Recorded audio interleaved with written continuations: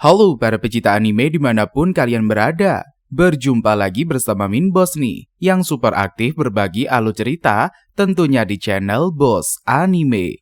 Gimana nih kabar kalian semua bos? Min Boss doakan sehat selalu ya. Kita absen dulu yuk. Kalian nonton keberapa nih di video kali ini? Tulis di kolom komentar ya.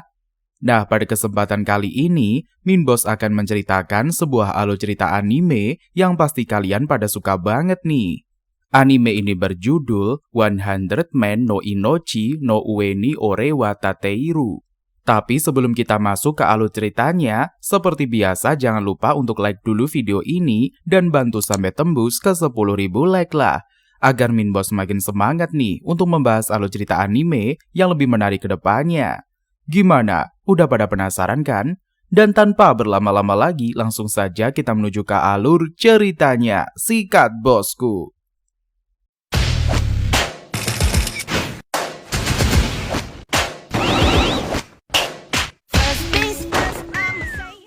Santai aja bos. Cerita ini dibuka dengan diperlihatkannya pertarungan seorang pria bernama Yusuke Yotsuya. Menurut Yotsuya, hidup di dunia game lebih menyenangkan ketimbang berada di kota Tokyo. Tidak butuh waktu lama, Yotsuya berhasil membasmi semua lawannya.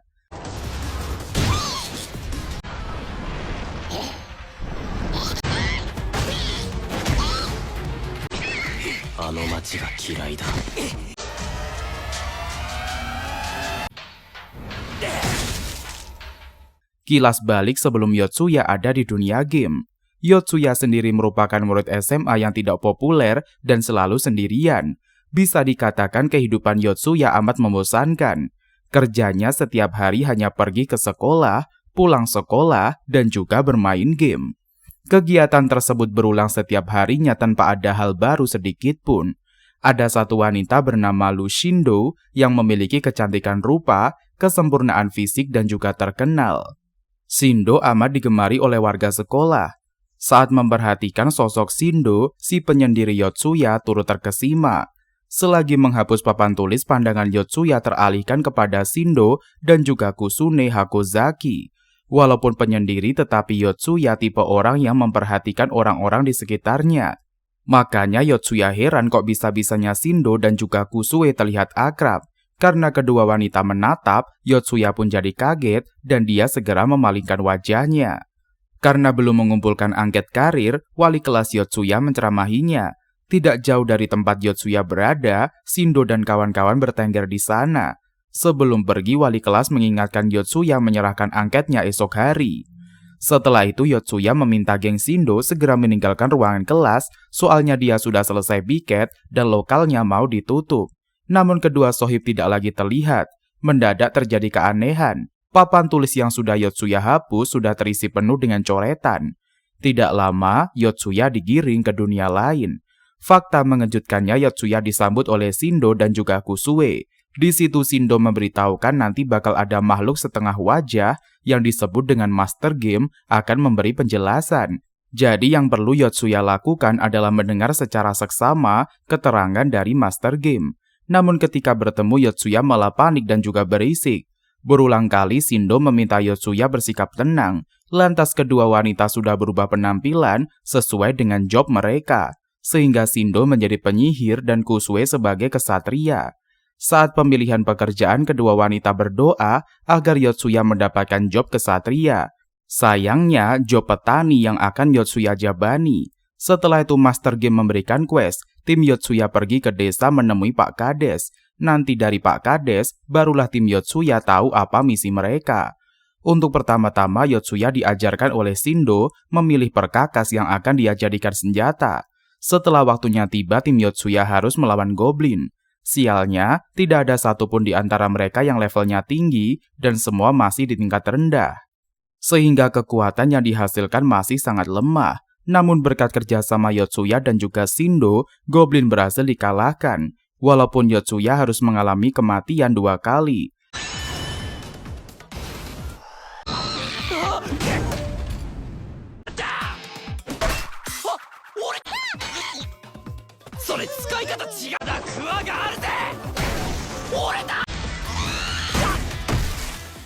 Di situ Shindo menerangkan jika semua koid, maka mereka akan mati di dunia nyata juga.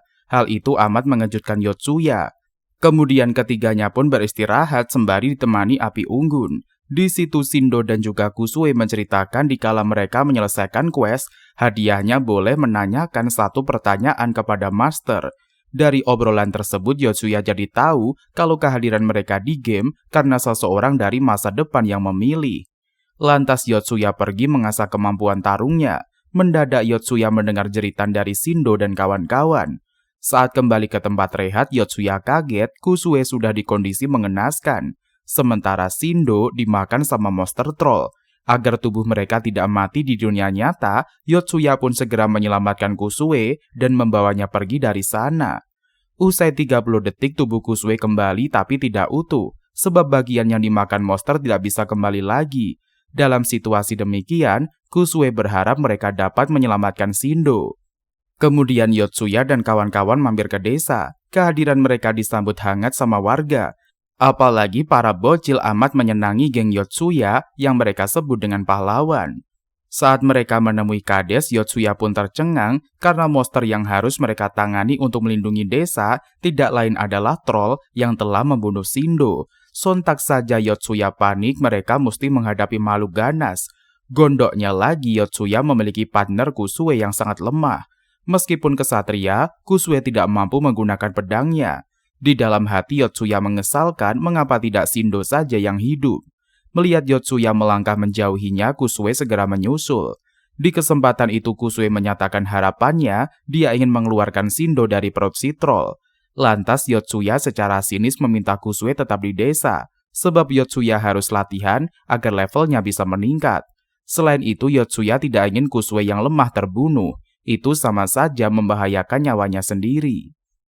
Kemudian Yotsuya melihat desa dari atas bukit tampak sangat indah. Saat melihat goblin Yotsuya segera menghajarnya, sayangnya 1 goblin berhasil kabur. Di situ Yotsuya merasa kesal telah membiarkan buruannya melarikan diri.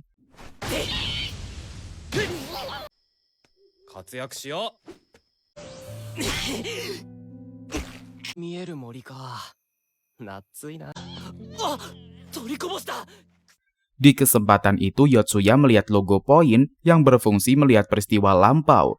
Tampaklah kedua gadis membahas tentang cowok yang ingin menemani mereka di game. Kalau pendapat Kusue dia benci semua lelaki, soalnya mereka cenderung berbicara kasar dan juga mengatakan hal yang tidak patut. Lain halnya dengan Shindo, dia ingin Yotsuya. Kebetulan di sekolah mereka terdapat 2 nama Yotsuya, satunya Yusuke Yotsuya dan yang lainnya orang yang populer di sekolah. Sayangnya Yotsuya tidak bisa mendengarkan lanjutannya, membuatnya auto penasaran siapa orang yang dimaksud oleh Shindo. Setelah melihat status Kusue mati berulang kali, Yotsuya auto cemas, sehingga Yotsuya kembali ke desa, tapi tidak ada satupun orang di sana. Kebetulan ada logo poin, Yotsuya segera memeriksanya. Tampaklah curahan hati seorang Kusue. Karena sakit-sakitan Kusue menghabiskan banyak uang dan dianggap merepotkan, membuat orang tuanya tidak ingin punya anak lagi. Di dunia nyata Kusue tidak bisa melakukan banyak hal sebab kondisi fisiknya yang lemah. Tapi di dunia lain Kusue bisa mengayunkan pedangnya, bahkan bergerak secara bebas. Hal yang paling Kusue ingin lakukan, dia tidak mau lagi menyusahkan sekaligus ingin berguna lagi. Setelah mengetahui kisah itu, Yotsuya pun terhenyak. Di situ Yotsuya sadar baik di isekai maupun di dunia nyata, dirinya hanya peduli kepada dirinya sendiri. Timbullah perasaan ingin melindungi semua orang semacam Kusue. Tidak lama Yotsuya menjadi buron troll. Sembari menghindari serangan troll, Yotsuya memikirkan sosok Kusue. Di waktu tersebut Yotsuya tidak menganggap remeh lagi Kusue. Menurut Yotsuya, Kusue lebih hebat daripada dirinya. Maka dari itu Yotsuya tidak akan membiarkan orang sekuat Kusue mati begitu saja. Selama dalam pelarian, Yotsuya jadi mengetahui pola gerakan troll. sehingga troll pun kesusahan mengenai tubuh Yotsuya. Kebetulan ada goblin bertengger di sana. Yotsuya langsung mengambil kesempatan untuk menambah poin. Berkat aksinya, Yotsuya berhasil memperoleh poin 10. Di saat bersamaan, aliran waktu dihentikan agar Yotsuya bisa memilih job baru. Master yang tidak memberinya ruang untuk merayakan pencapaiannya membuat Yotsuya menjadi kesal. Setelah rolling berhenti, didapatkanlah pekerjaan yang jauh dari keinginan Yotsuya, yaitu koki. Meskipun demikian, Yotsuya senang karena dia bisa memakai benda tajam. Hebatnya lagi, Yotsuya bisa melihat orga dalam dari si troll. Menggunakan pisau dapur, Yotsuya menyayat tubuh troll yang keras seperti batu. Akibat dari perbuatan Yotsuya, Kusue dan juga Shindo hidup kembali. Kemudian Yotsuya bersama rekan-rekannya berupaya mengalahkan troll. Hasilnya mereka harus mati berulang kali. Namun tidak ada kesia-siaan, soalnya dari pertandingan yang mereka jalani, Yotsuya dan kawan-kawan jadi terbiasa. Bahkan Yotsuya mendapatkan titik lemah dari troll. Sebelum menyerang, Yotsuya memberitahukan cara menghadapi troll. Usai Yotsuya menikam organ dalam dari si troll, dikala itu pula Shindo menggunakan sihir angin agar masuk ke tubuh si monster. Berkat sinkronisasi antara Yotsuya dan juga Shindo, si troll pun akhirnya koit.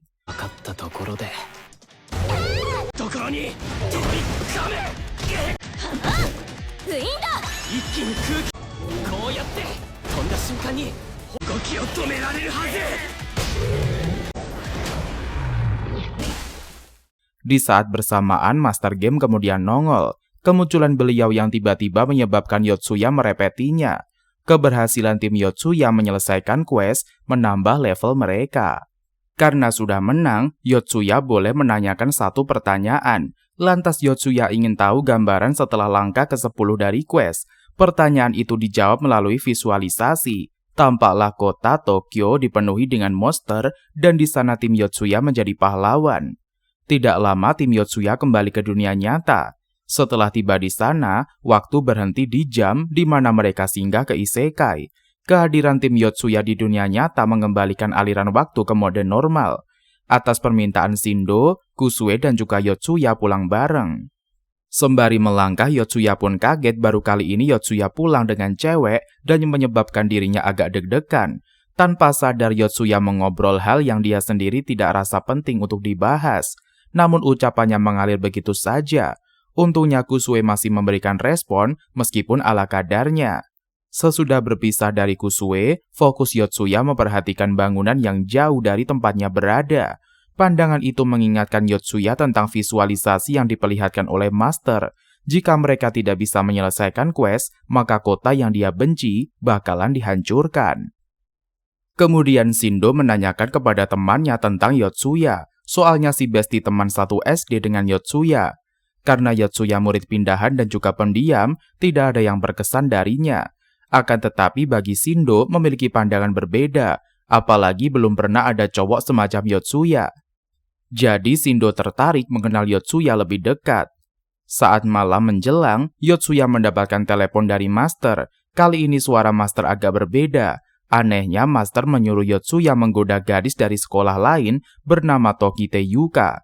Atas saran dari Master, Yotsuya pun menyelinap ke dalam sekolah.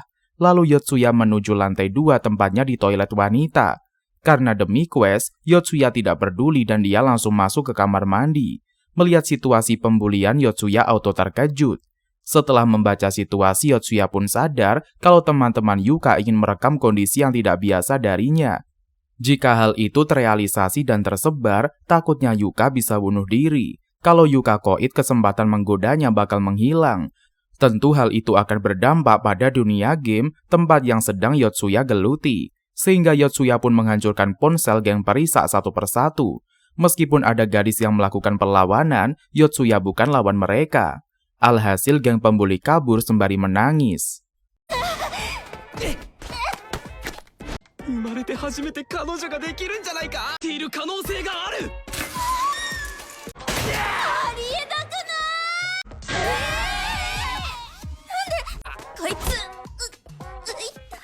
Kemudian Yotsuya mengantar Yuka pulang. Suasana di antara kedua insan serasa amat canggung. Di kesempatan itu Yuka menyarankan Yotsuya bermain game yang dia rekomendasikan. Jika Yotsuya tampak seperti pria di game, Yuka yakin si doi bakalan jadi model.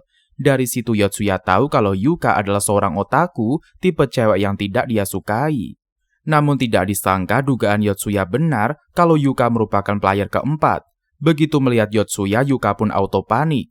Parahnya lagi Yuka menyebut Yotsuya penguntit. Sontak saja Yotsuya kaget karena kepahlawanannya dianggap kejahatan. Mengejutkannya lagi, Yuka menyaksikan sosok master yang tidak dia kenal hingga menangis. Lalu Yuka pun mendapatkan job sebagai penyihir panas. Kemudian tim Yotsuya diberitahu quest selanjutnya adalah mengirimkan barang ke Radodo. Setelah itu dari omongan Yuka, geng Shindo mengetahui bila Yotsuya meletakkan kamera pengintai, sehingga geng Shindo menganggapnya hentai. Sontak saja Yotsuya terhenyak, dirinya menyelamatkan orang, tetapi mengapa dia dikira pria yang tidak senonoh? Kesalnya lagi Yotsuya diabaikan oleh para gadis. Dalam membagi tim, Yuka satu kelompok dengan Shindo, sebab Shindo bermaksud memberikan pengarahan kepada Yuka. Dari kebersamaan mereka diketahui bahwa Yuka diselamatkan oleh Yotsuya dari pembulian. Namun karena ingin berbaikan sama geng pembuli alias teman sekelasnya, Yuka terpaksa menjelek-jelekan penyelamatnya. Di situ Shindo mengatakan kalau dia memahami Yuka yang ingin berbaikan dengan teman sekelas. Tapi bagi Shindo, teman semacam itu tidak akan masuk ke daftar kawannya. Apalagi Shindo sangat tidak mentolerir perundungan. Sontak saja Yuka merasa dirinya kalah dari seorang Shindo. Saking terharunya akan karakter Shindo, Yuka malah mengajak si cantik untuk menikah. Di pandangan Shindo, ucapan Yuka merupakan gambaran kekaguman dari si besti kepadanya. Makanya Shindo pun tertawa lepas mendengarkan omongan dari Yuka. Setelah itu Yotsuya bertemu lagi dengan para cewek. Melihat dia dianggap pria mesum, Yotsuya semakin kesal. Tiba-tiba muncullah serangga yang mengeluarkan monster lipan. Sialnya tim Yotsuya terkena serangan. Saat Yotsuya bangkit dari kematian, dia tampak beringas menghadapi para monster. Tanpa para cewek ketahui, tindakan Yotsuya merupakan luapan amarahnya. Sebab Yotsuya merasa geng wanita menganggap hina dirinya yang telah berbuat kebajikan. Sontak saja geng cewek auto terkesima sama keopean dari seorang Yotsuya.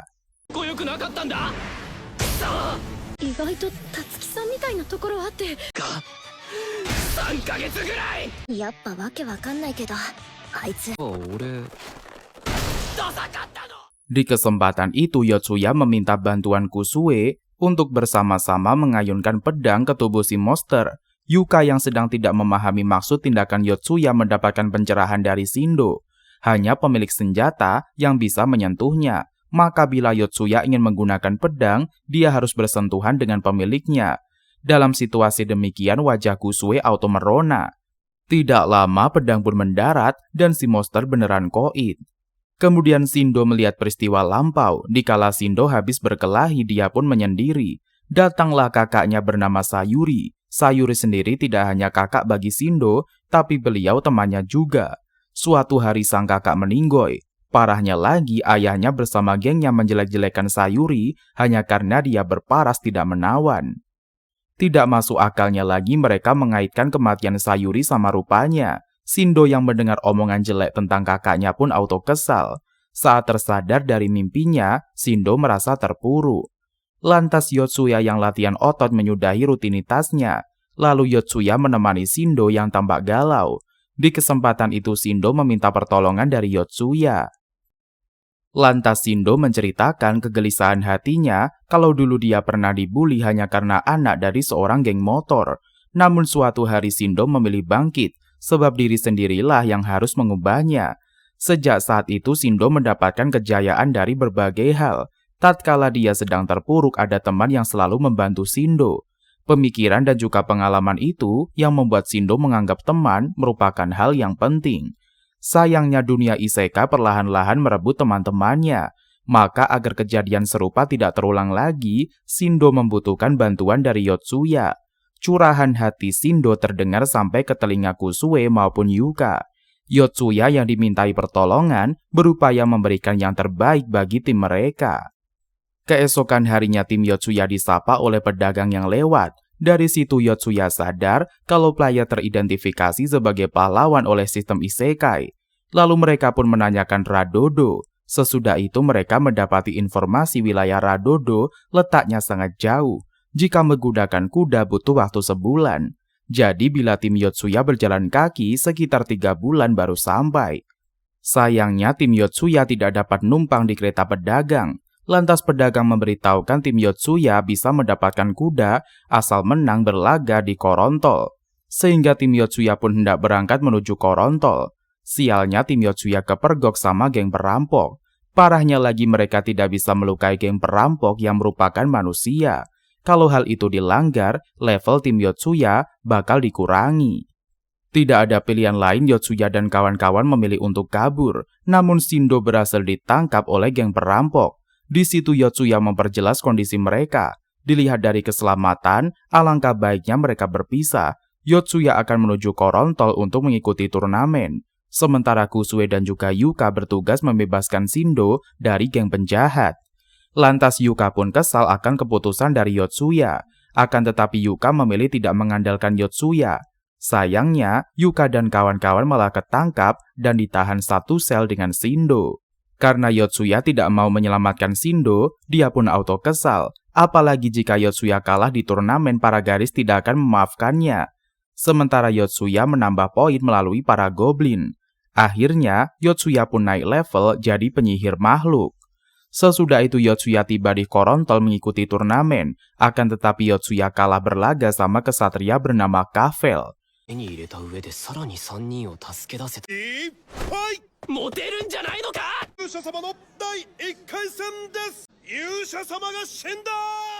Setelah Yotsuya mati di hitungan ke-40 detik dirinya kemudian bangkit. Mengetahui kebenaran rumor pahlawan bisa hidup kembali, Kafel pun merasa lega.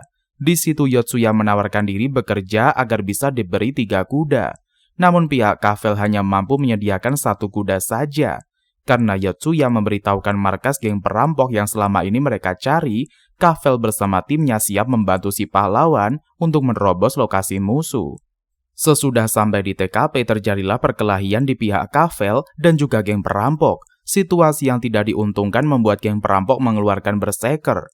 Melihat keopean berserker, Yotsuya pun auto tercengang. Tapi Kafel semakin bersemangat dan ingin memotong makhluk besar tersebut. Sialnya, pedang Kafel malah terhempas.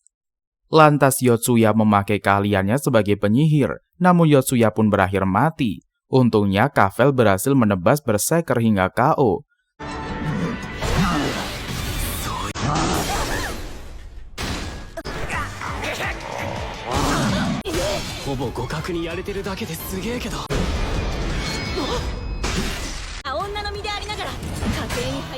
Setelah itu Shindo dan kawan-kawan terbebas dari penjara, kemudian Yotsuya memberitahukan dia cuma bisa mendapatkan 1 kuda.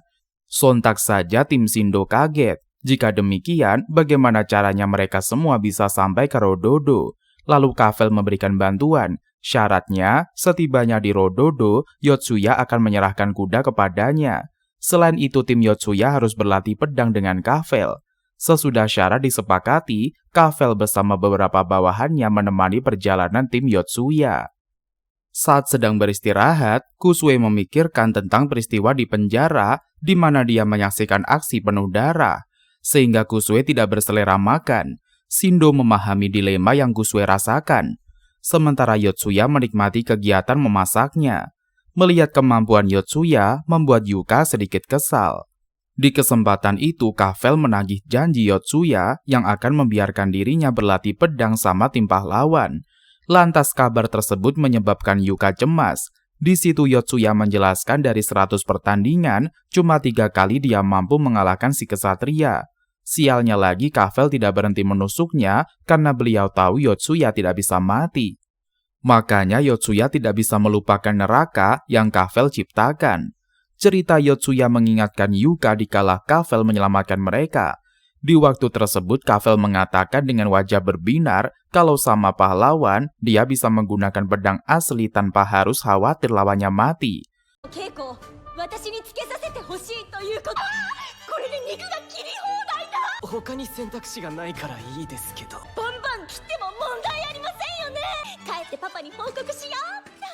Ucapan si Kafel membuat bulu kuduk Yuka merinding. Sialnya Yuka menjadi lawan Kafel. Dan benar saja, Yuka harus mengalami penderitaan.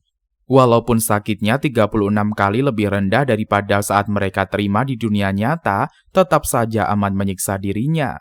Setelah itu giliran Kusue merasakan hal yang Yuka alami. Lantas Kafel keheranan, Kusue tidak mampu mengayunkan pedangnya. Meskipun demikian pertandingan tetap berlanjut.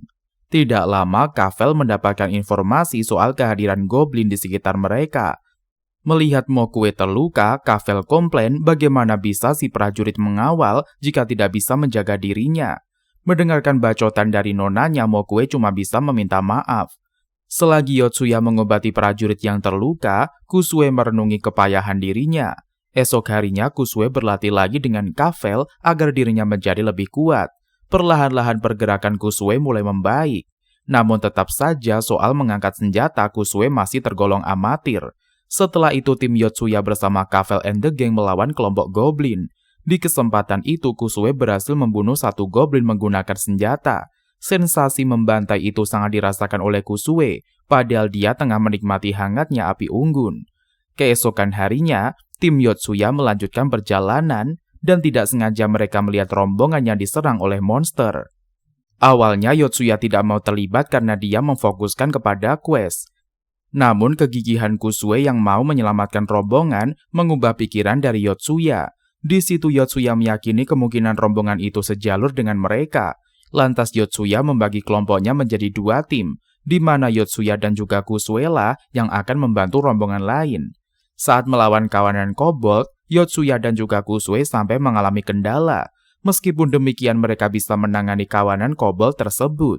Terlebih lagi Kusue bisa mengatasi ketidakmampuannya memegang pedang. Dengan cara kobold yang hampir mendekatinya, disitulah Kusue mengeluarkan senjata hingga si monster kemudian tewas. Lalu kobold terakhir dieksekusi oleh Kafel.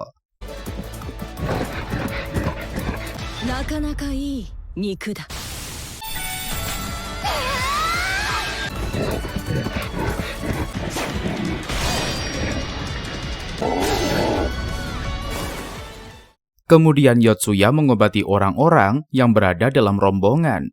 Di situ Yotsuya mendapati informasi bahwa rombongan tersebut membawa tahanan ke Rododo. Dakwaan yang didera tahanan karena mereka pemuja Ateoros, agama yang dianggap sesat oleh pihak kerajaan. Sesudah mengetahui fakta tersebut, tim Yotsuya mengaitkan barang yang dimaksud oleh quest kemungkinan para tahanan. Masalahnya jika tim Yotsuya membawa para tahanan, otomatis mempertaruhkan nyawa mereka. Namun jika tim Yotsuya tidak menyelesaikan quest, bakal berdampak buruk pada kehidupan di dunia nyata. Hal itu menimbulkan dilema bagi Yotsuya. Sebelum mengambil keputusan, Yotsuya menggali informasi terlebih dahulu. Lantas Yotsuya meminta izin Kamlito untuk mengobrol dengan tahanan. Alasan Yotsuya ingin menginformasikan kondisi kesehatan bocil bernama Belly Hill. Atas izin dari Kamlito, Yotsuya mulai interogasi. Kemudian geng tahanan berkisah kalau rakyat harus memuja raja. Jika tidak, mereka akan dianggap sebagai pengkhianat, bahkan tidak sungkan untuk dibunuh. Mendengarkan fakta tersebut, tim Yotsuya pun auto terkejut. Kini giliran Kamlito yang ditanyai. Di situ Kamlito bercerita, raja kerajaan Deok penguasa yang baik. Beliau menjanjikan warganya budak jika membantu mengatasi para pembelot. Selain itu, warga kerajaan Deok diperbolehkan menjajah negara lain. Sontak saja Yuka tidak sepaham dan dia mengomentari raja sama pandangan buruk. Sehingga terjadilah perselisihan antara Yuka dan juga Kamlito.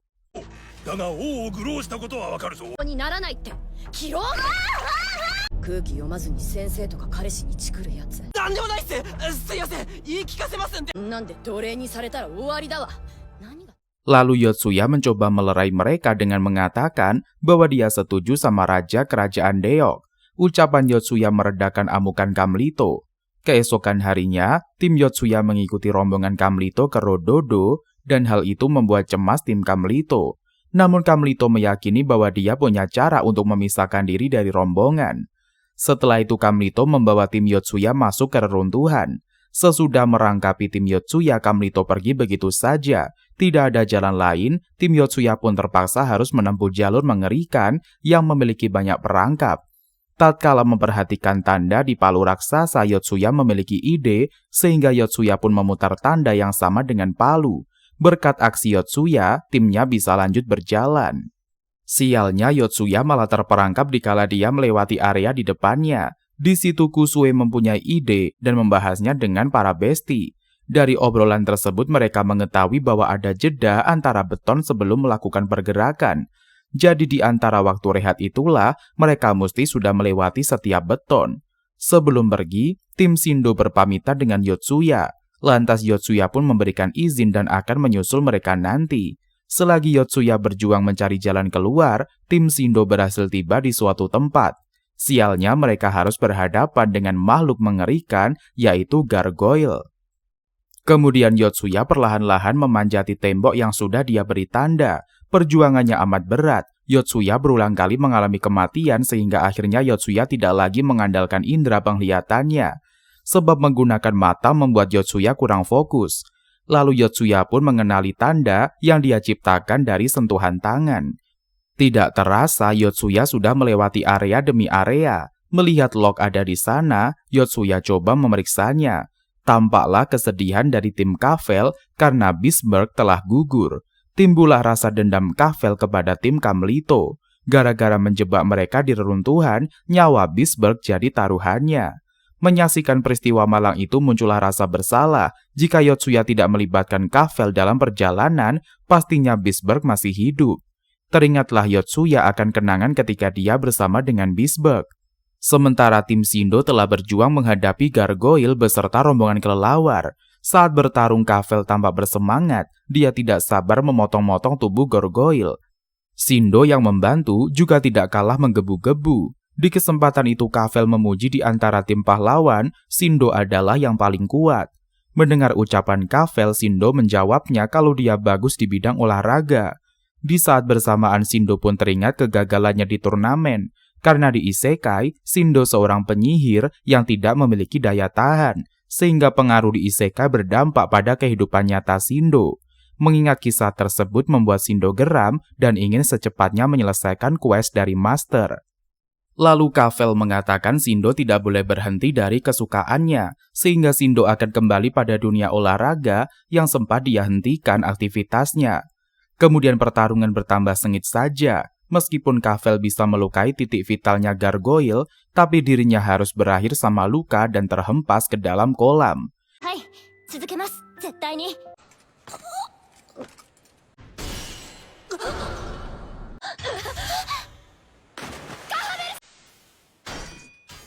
Kini Shindo cuma bisa mengandalkan diri sendiri. Sempat terjadi kematian dan juga luka pada diri Shindo. Namun di momen itu Shindo mengalami naik level ke-10.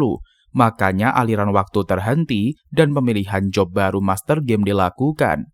Shindo terkenang bagaimana Yotsuya menerangkan dikala waktu tidak berjalan, mereka memiliki kesempatan untuk menyerang. Makanya Shindo yang sudah menjadi kesatria melancarkan sergapannya. Di situ Shindo juga mengingat ajaran dari Kavel, yaitu cara untuk menebas bagian vital lawan. Meskipun lengan terputus, Shindo tidak menyerah. Dia menaiki pundak gargoyle. Atas petuah dari Kavel, Shindo pun menebas kepala gargoyle hingga koit.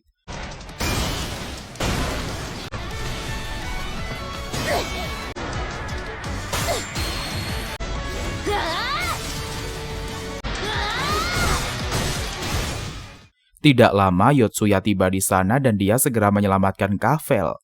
Sontak saja tim Yuka kaget, soalnya Yotsuya mengatakan bahwa keselamatan tim tidak ada hubungannya dengan quest.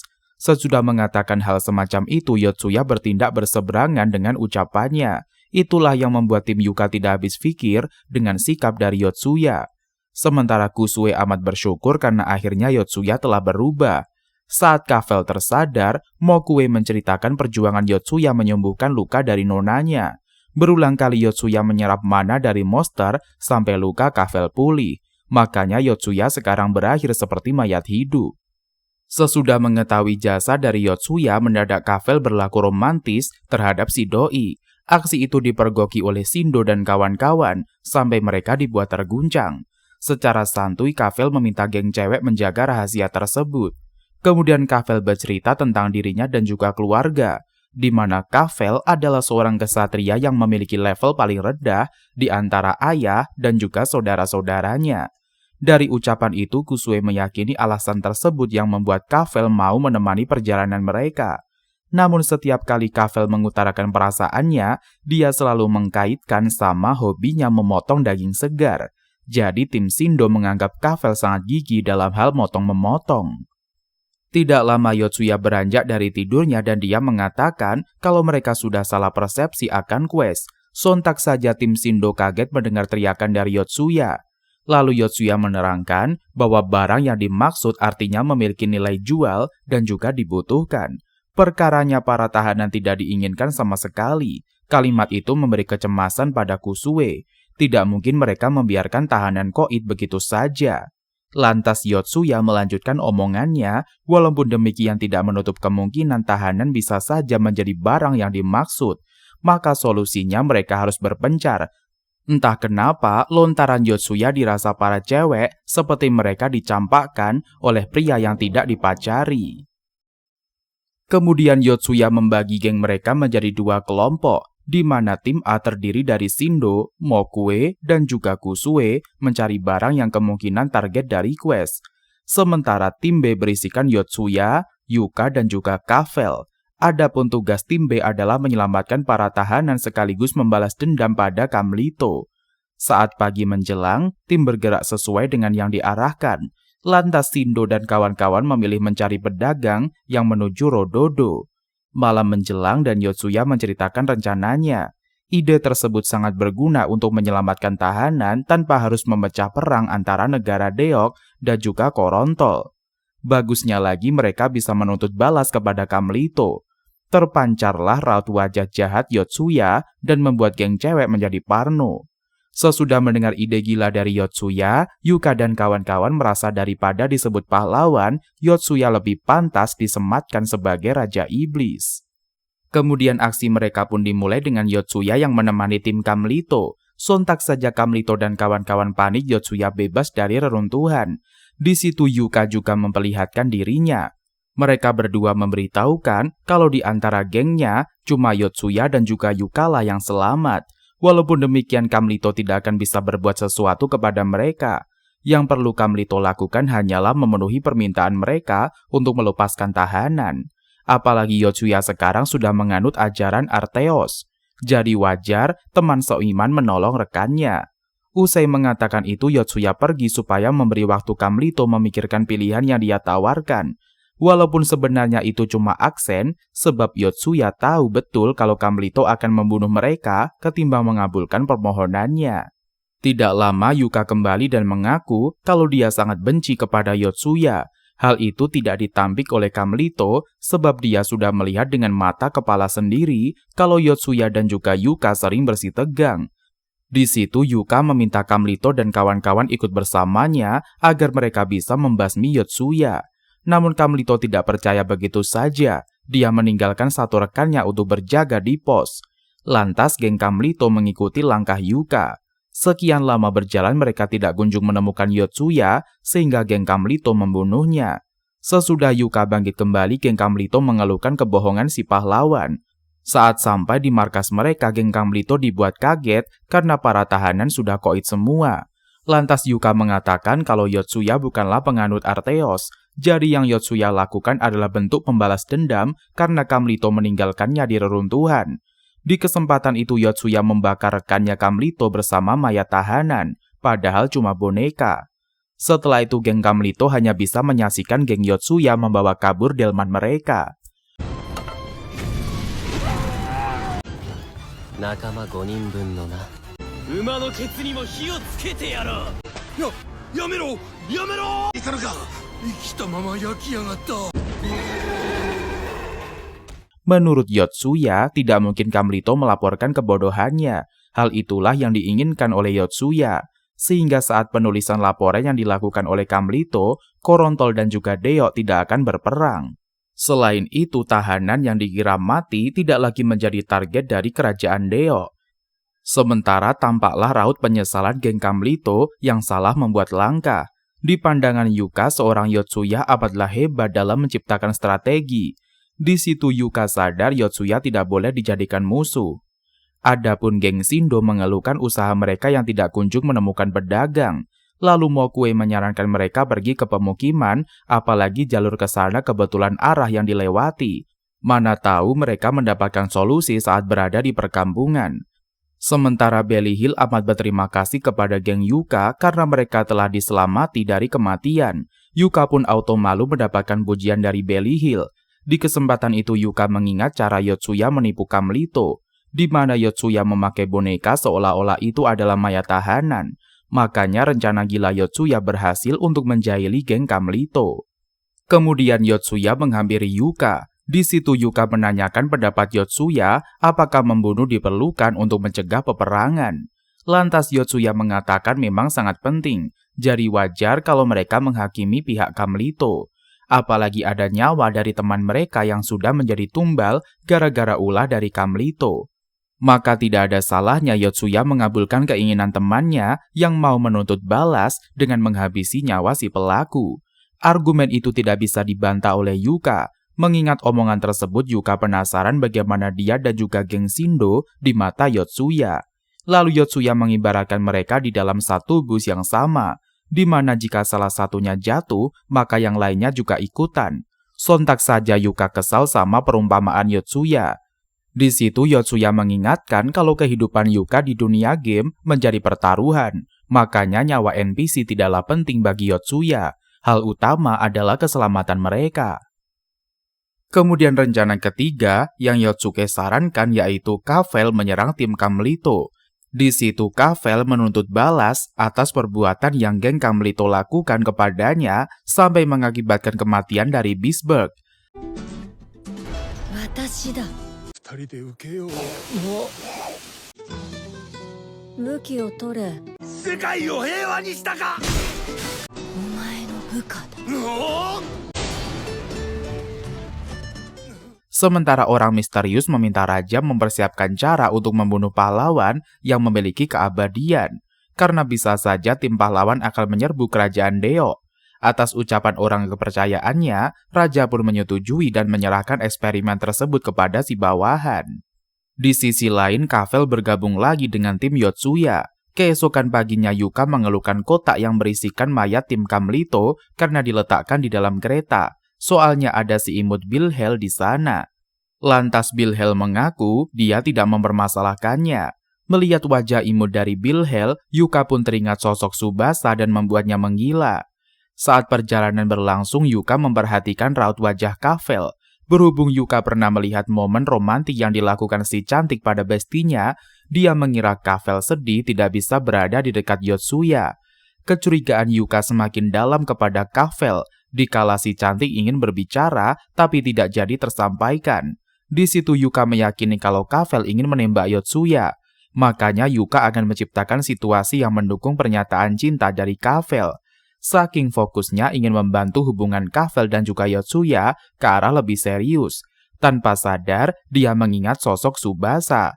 Alhasil Yuka menyebut nama Suba dengan keras untuk menyemangati diri supaya bisa mensukseskan event cinta Kavel sama si doi.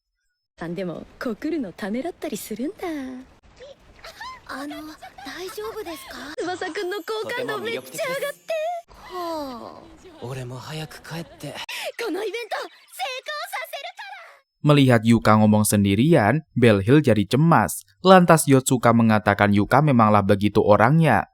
Kemudian Yuka melanjutkan aksi mendekatkan kedua insan berdasarkan Wonsta dari game yang dilakonkan oleh Tsubasa. Sayangnya tidak terjadi hal apapun sama Kavel dan kawan-kawan yang membuat Yuka menjadi cemberut. Hayalan Yuka mengatasnamakan Wonsta terus berlanjut. Yuka merasa saling bantu dalam memasak bisa memicu kemesraan, namun aksi Kavel berburu sendirian berada di luar jangkauan Wonsta. Tentunya kalau begitu tidak bakal ada komen cenat-cenut antara Kavel dengan Yotsuya. Tidak menyerah, Yuka pun menjadikan latihan pedang momen PDKT agar cinta Kavel dan juga Yotsuya bersemi. Namun aksi kedua insan tidak ada benih-benih asmara, sungguh jauh dari moto Mas Jaga yang ada di Wonsta. Sialnya teknik itu malah menjadi senjata makan tuan dan Yuka malah dipaksa Kavel ikutan berlatih. Karena gagal, Yuka pun jadi meminta Tsubasa menghiburnya. Sikap Yuka membuat Belhill menyangka si gamer adalah orang gila. Sementara Kusue memiliki ide untuk mencari kurir pengantar paket. Mana tahu paket yang dimiliki oleh kurir merupakan jawaban dari quest. Kebetulan ada kurir yang mau ke Rododo, makanya Shindo menawarkan diri menjadi pengawal. Sempat terjadi selek, tapi Shindo menyelesaikan secara mudah. Sehingga bersama tim kurir, Shindo dan kawan-kawan pergi menuju Rododo. 商売敵は困る。何が仕方ないの？だったらラドドーボまで護衛させてください。だね。 Sementara di malam harinya menjadi titik terang bagi Yuka. Setelah menguping obrolan kedua insan, Yuka pun jadi tahu Kavel bukan ingin menyatakan cinta. Namun Kavel hanya ingin berterima kasih kepada Yotsuya, sebab beliau sudah membantu menuntaskan dendam dari Beastburg. Keesokan harinya, tim Yotsuya sudah berada di Rododo. Begitu pula tim Shindo. Tidak beberapa lama, Shindo dan kawan-kawan mendapatkan kabar dari sistem bahwa quest barang telah diselesaikan. Tidak disangka bagian tubuh dari geng Kamlito adalah barang yang dimaksud oleh quest. Rododo sendiri adalah negara yang memiliki banyak penganut agama Arteros.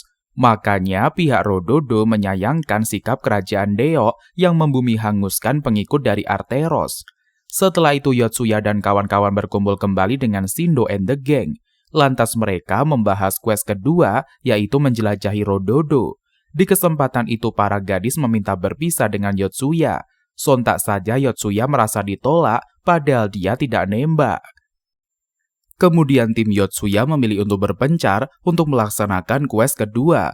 Tujuan mereka berpisah karena peluang menyelesaikan quest bisa lebih cepat. Saat tim Yotsuya telah berada di jalan masing-masing, tiba-tiba salju turun. Di situ Yotsuya dan kawan-kawan yakin bahwa cuaca di Rododo merupakan bagian dari quest. Sementara Kavel memperhatikan pemandangan dari dalam warkop. Menurut Makuo, cuaca di Rododo terbilang unik. Di momen itu Kavel terkenang dikala dia mengucapkan salam perpisahan pada Yotsuya, pria yang bersemi di dalam hatinya. Sesudah mengingat hal itu, Kavel memutuskan menunda perjalanan mereka. Kavel juga meminta Makuo segera beristirahat. Lalu Kavel terkenang tatkala nyawanya hampir saja lenyap dari badan. Namun tidak Kavel sangka, dia masih terus melanjutkan perjalanannya. Bahkan Kavel sempat merasakan momen romantik. Di situ Kavel berharap kondisi Yotsuya baik-baik saja, sementara Yotsuya dalam kondisi kedinginan.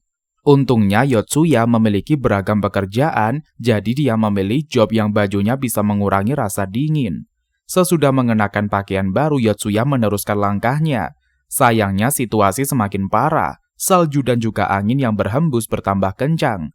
Di situasi pelik, Yotsuya teringat gimana Shindo dan juga Kusue yang dimakan monster, tubuh mereka tidak bisa pulih. Sebab untuk mengembalikan fungsi tubuh, lingkungan haruslah mendukung. Jadi kalau Yotsuya mati beku, otomatis dia tidak berkesempatan hidup lagi.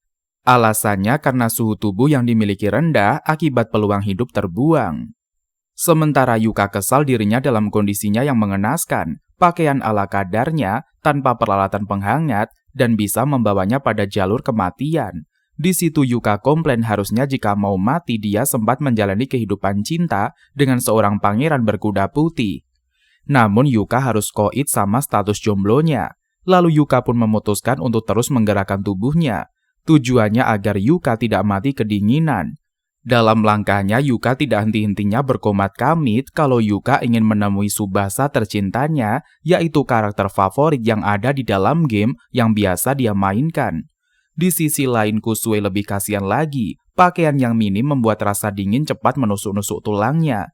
Pelindungan yang ala kadarnya menyebabkan Kusue amat menderita. Di kesempatan itu Kusue teringat bagaimana dirinya bergabung di dalam game. Lalu Kusue bertemu dengan Shindo yang mendukungnya di dunia game maupun di dunia nyata. Tidak hanya dapat bestie, Kusue juga memiliki tubuh yang sehat. Sedangkan kalau di dunia nyata, Kusue orangnya sakit-sakitan dan memiliki tubuh yang lemah. Mengejutkannya lagi, di saat Kusue tidak membantu sama sekali, Shindo tidak memarahinya. Bahkan Shindo memberikan Kusue dukungan. Hal menarik lainnya yang Kusue dapatkan, dia memberikan kontribusi kepada teman-temannya. Kenangan tersebut semakin menguatkan Kusue, makanya Kusue tidak mau kalah dari medan yang mendengarnya. Adapun Shindo masih melangkah dan terus maju. Di kesempatan itu Shindo mengingat momen yang telah dia jalani. Tatkala baru saja masuk ke dunia game, Shindo mendapatkan quest untuk melawan goblin. Pernah suatu momen Shindo panik dan menanyakan gadis yang bersama dengannya di dunia game. Akan tetapi Master mengatakan hanya Shindo sendirian yang berada di sana. Sontak saja Shindo kesal karena semua kerja kerasnya telah dirampas begitu saja. Bagi Shindo, teman merupakan kekuatannya hidup di dunia ini. Bersama teman, Shindo bisa berbagi banyak hal, yaitu suka maupun duka. Makanya Shindo berusaha menjadi sosok yang dibutuhkan oleh semua orang. Demi mewujudkan keinginannya, Shindo pun mengubah dunianya sendiri, mulai dari menjaga penampilannya, mempertahankan nilainya, dan juga jago dalam bidang olahraga. Pada akhirnya, Shindo bisa mendapatkan semua harapannya. Apalagi mengingat momen dikala dia curcol meminta tolong kepada Yotsuya. Di situ Shindo merasa dirinya benar-benar tidak berdaya. Namun suatu hari Shindo bukan lagi orang yang lemah, bahkan Shindo mampu mengalahkan musuh yang sulit untuk dilawan. Makanya kali ini Shindo tidak akan menyerah dan terus berjuang hingga titik darah penghabisan. Akan tetapi ketika berada di suatu tempat, Shindo melihat sesuatu yang membuatnya tertegun. Sementara Kusue merasa lelah karena sekujur tubuhnya sangatlah dingin. Walau Kusue berhasil melangkah maju, kegigihannya tidak mengimbangi fisiknya. Alhasil Kusue pun jatuh pingsan dan tidak sadarkan diri. Tidak hanya Kusue yang dalam masalah sebab problema mendera Shindo. Saat Shindo melihat sesuatu, dia pun jadi shock, membuatnya tidak bergerak sama sekali. Sementara kepanikan melanda Yotsuya karena tidak ada perkembangan dalam quest kedua. Semuanya masih stuck di tempat tanpa bisa mengubah keadaan. Sialnya waktu terus berjalan tidak menunggu kesiapan tim Yotsuke. Di situ Yotsuya cemas jika dia tepar di daratan bersalju, suhu tubuhnya akan menurun. Otomatis peluang hidup menjadi nihil. Parahnya lagi, quest kali ini tidak hanya menyerang fisik, tapi mental juga. Di saat bersamaan teman-teman Yotsuya dalam kondisi tidak berdaya.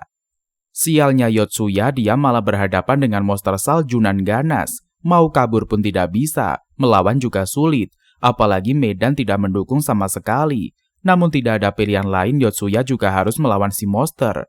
Pertarungan di udara bersalju membuat Yotsuya merasa risau. Sembari menahan dinginnya, dia harus melindungi dirinya. Melakukan pekerjaan di waktu bersamaan pastilah sangat sukar untuk Yotsuya. Parahnya lagi, Yotsuya mengalami luka di tubuhnya. Akan tetapi kegigihan yang ingin mempertahankan hidupnya lebih besar dari ancaman. Sehingga Yotsuya berhasil memojokkan lawannya hingga koit.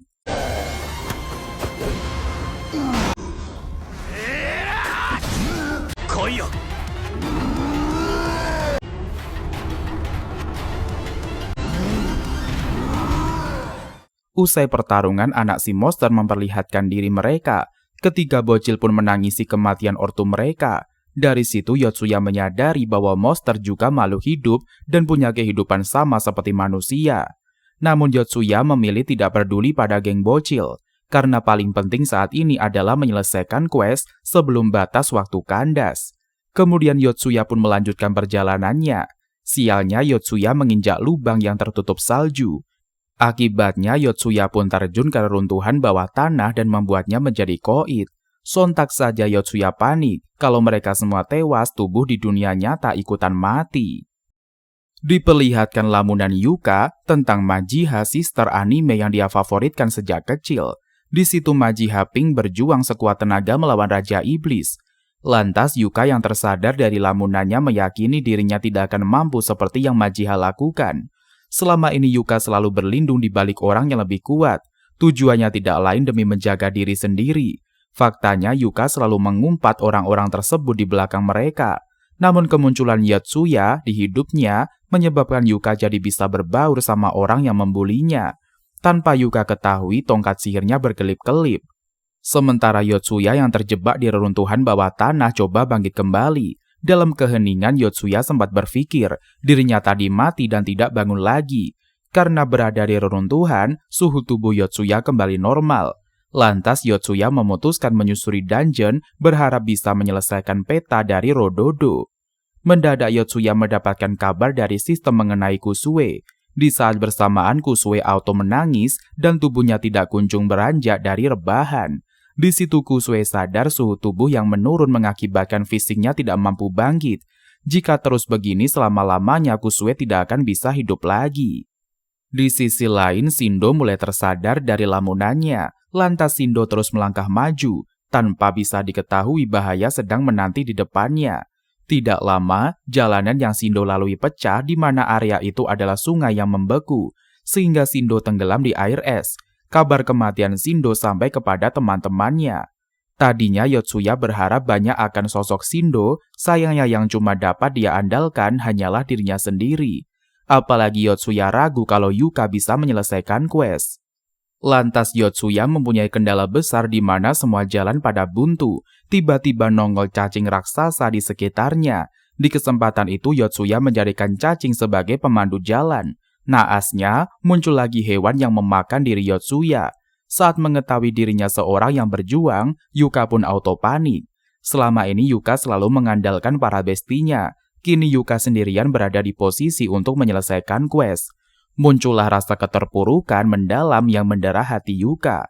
Di tengah kegalauannya Yuka mendapatkan bayangan sosok Majiha Purple, di mana beliau mengingatkan tentang perjuangan Majiha sampai episode saat ini. Harusnya Yuka sebagai Majiha Pink mengenang bagaimana di situasi sulit dirinya bangkit dan terus bangkit. Terlepas dari masalah dan juga kesukaran apapun, tidak jadi penghalang buat Majiha Pink. Hayalan Yuka menjadikan dia tidak menyerah akan hidupnya.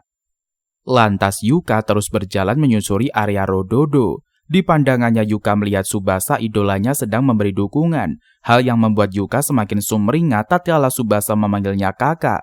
Ditambah dorongan Majiha Purple menyebabkan Yuka mampu melangkah meski dirinya sudah sempoyongan. Tiba-tiba Yuka terjatuh dan bertemu dengan seorang wanita yang mengendarai kucing raksasa bernama Fahtina. Di situ Fahtina tahu identitas Yuka sebagai player. Lantas Yuka mengira Fahtina player juga. Namun ternyata Fahtina memang warga dari Rododo. Pekerjaan Fahtina adalah penyihir. Lalu Yuka yang sadar bahwa waktu semakin mepet mulai panik. Mengetahui masalah Yuka, Fahtina menggunakan sihir angin untuk mempercepat laju si Meong. Sehingga sampailah Yuka untuk memenuhi map Rododo. Dengan begitu quest pun berhasil, Yuka selesaikan. Karena misi sudah klop, semuanya pun berkumpul di ruang pertemuan. Di sana geng Yotsuya tercengang karena Yuka lah yang menuntaskan questnya. Tidak lama Master muncul di belakang Yuka dan membuat si gadis menjadi histeris.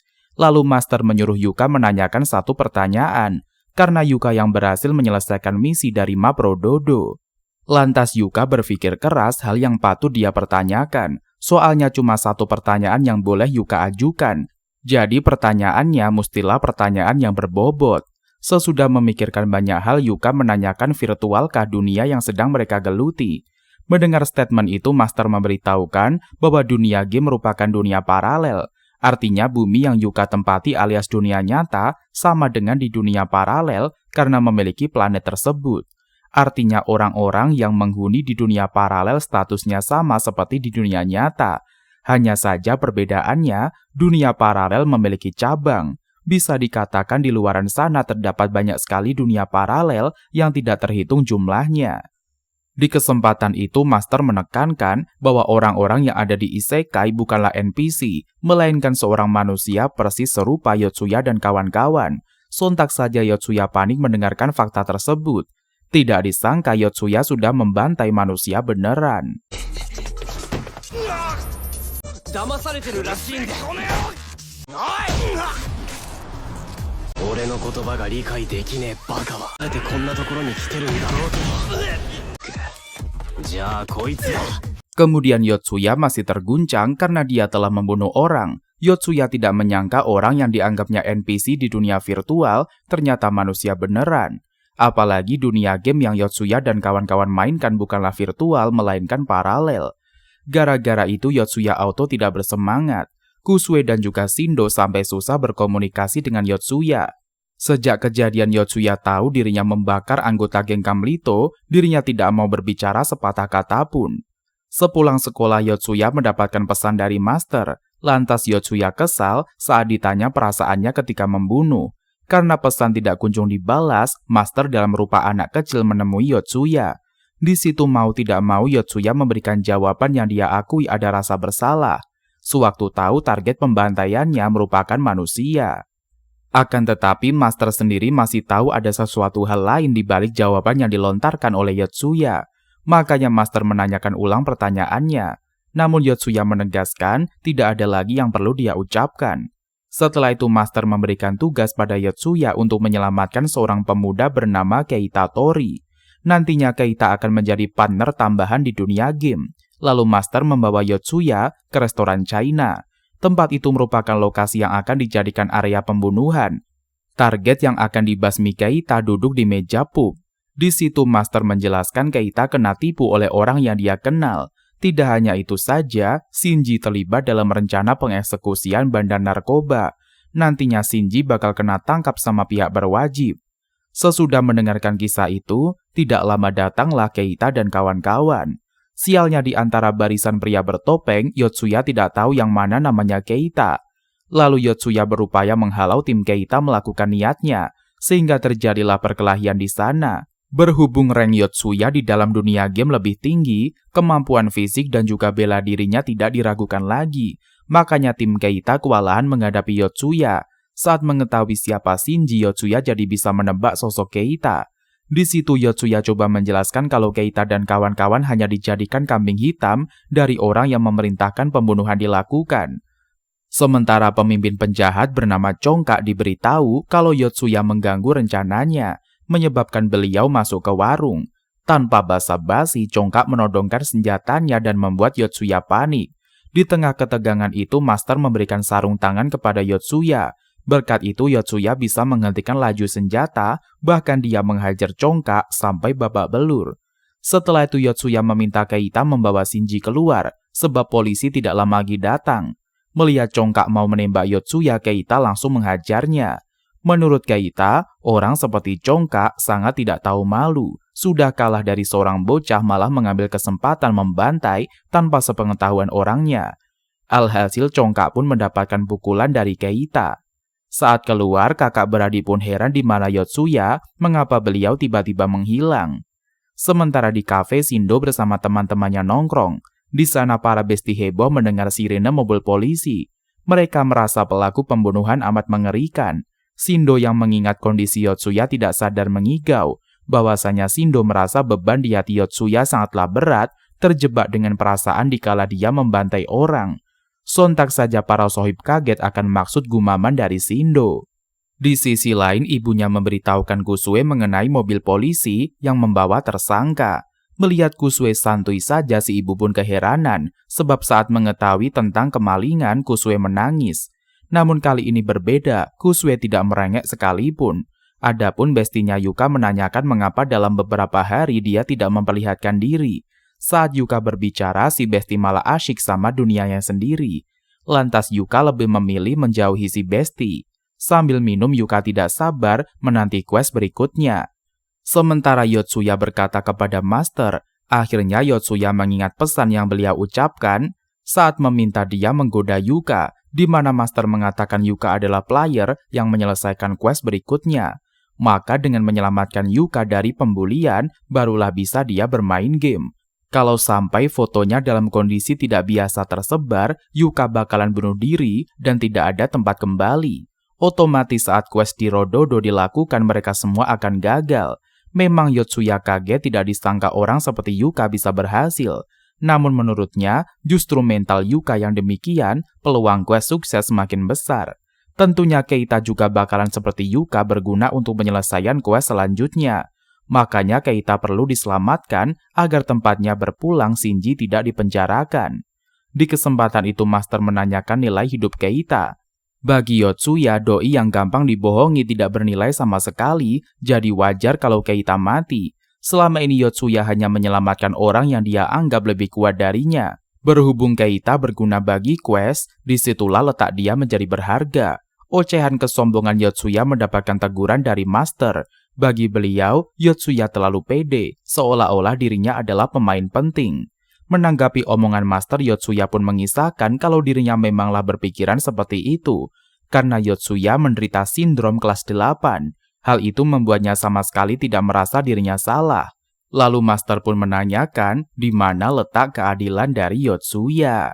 Dan cerita pun bersambung sampai di sini. Dan mungkin sampai di sini dulu perjumpaan kita pada video kali ini. Jangan lupa like, komen, dan juga subscribe-nya agar Minbo semakin semangat untuk membahas alur cerita anime yang lebih menarik ke depannya. Sampai jumpa!